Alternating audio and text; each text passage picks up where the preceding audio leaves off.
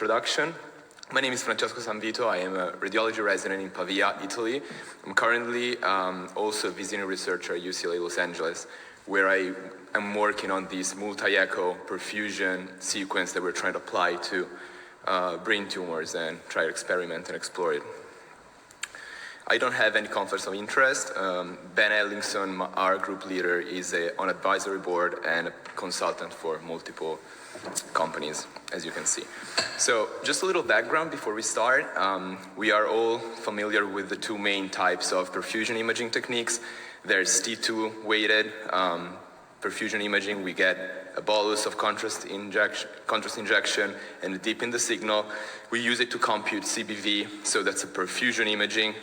T1-weighted perfusion, we call it permeability imaging, because when we inject the bolus, we have a raise in the signal, and we can fit a, it's called a Tofts model, it's a pharmacokinetic model, to this curve in order to get permeability measurements.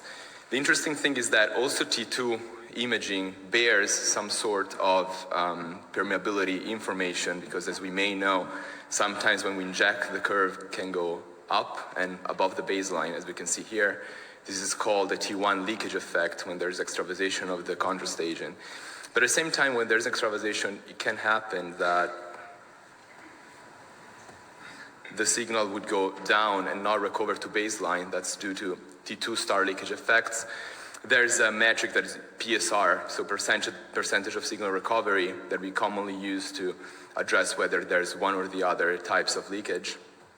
And this has been historically used for differential diagnosis, because we have been learning that lymphomas tend to go up and show T1 type of leakage, and for instance, meningiomas go down and do T2 type of leakage. So there is some sort of tissue factors that impact whether leakage is going to result in T1 or T2 effects, and that has to do with vascular permeability or the geometry of the extravascular space. But these measurements, so the PSR, is highly impacted by acquisition factors such as flip angle, echo time, and whatnot. This is a paper that I will refer to for the acquisition-related factors.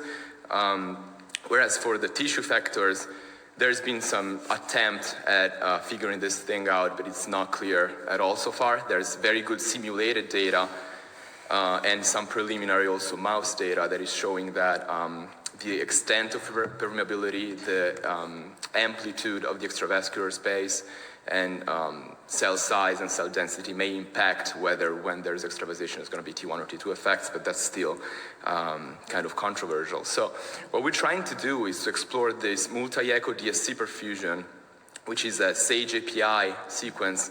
It is just like a DSC perfusion, but it has 4 echoes. So let's just forget about the last 2, but the first 2 echoes, because we don't use in this very study. The first 2 echoes are 2 gradient echoes T2 star perfusion sequences, and one would be like kind of a classic DSC perfusion sequence with T34, and the other one, the echo one, would be the same, but with more of a T1 weighting, because it's a shorter T. It's important to note this sequence is 3 minutes long. It's just one sequence. You just need one bolus of contrast. You don't have to do it again. You just acquire it simultaneously. And there's a couple of equations that come into play to do something that is very interesting in my opinion. Unfortunately, I didn't come up with these equations, where I just adapted them from previous publications. So what you can do with these 2 echoes is that you plug them in these equations, and you can get the pure T2 star component, which is the blue one that we see. So that's no T1 effects whatsoever, it's just T2 star effects. And then you can extrapolate what happens at echo time 0. That is a purely T1 weighted perfusion, so it looks like a T1 imaging pretty much. Whereas the orange one would be the classic DSC that you have, so we are able to disentangle the 2 components that are T2 and T1.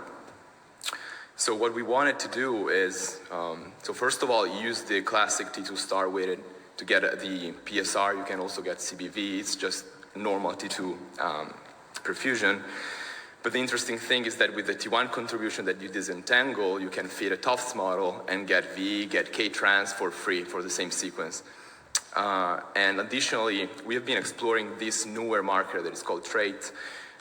Pretty much what you do is that you quantify the T2 star leakage and the T1 leakage. You put them in a ratio, kind of, And you get this trait measurements that is proportional to T2 star effects and inversely proportional to T1 effects. This marker hasn't been used in humans yet. There's some data on mice and simulated data. So the main idea is we were able to retrospectively get some targeted biopsies, and we have histology data for that, and we want to see what is happening with these metrics in those spots.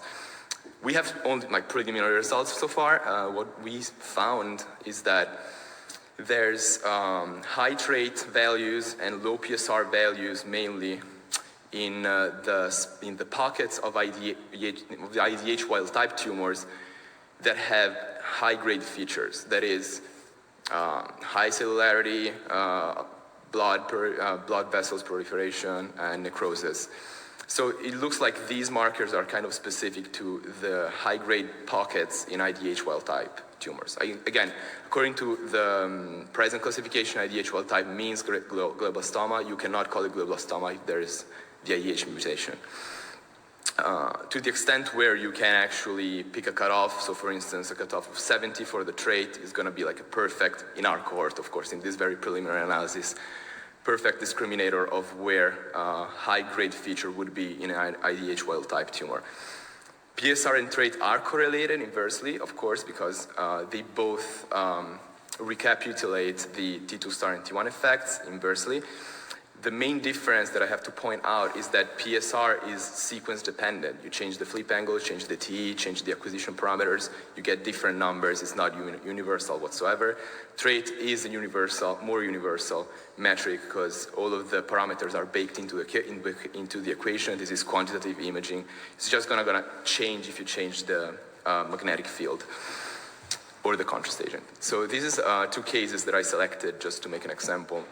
As you can see, histology-wise, there's both high-grade features, so high cellularity, necrosis, vascular proliferation, both of them. But MRI markers would be dramatically different. So the one I want to point out is this trait marker that we've been exploring that is all over the tumor and specifically in this spot, definitely different between the two. The other ones also performed very well in this very case, but as we saw before, overall in the cohort, trait was the most reliable one. And so the upper one with the higher trait is a glioblastoma, so IDH wild type, and the other one is a mutant. We are also exploring how this trait marker can be used overall in the whole tumor to figure out the mutation status. So just to wrap it up, we are using this multi-echo perfusion to get both T2 and T1 perfusion imaging and exploring new biomarkers that can be used for maybe guide biopsies or perform molecular profile. And what we're trying to do is to explore both the molecular profiling and maybe address if it can work for differential diagnosis with lymphoma like we usually did with PSR. I want to thank you for the attention. I want to thank the people that worked with me on this in Los Angeles.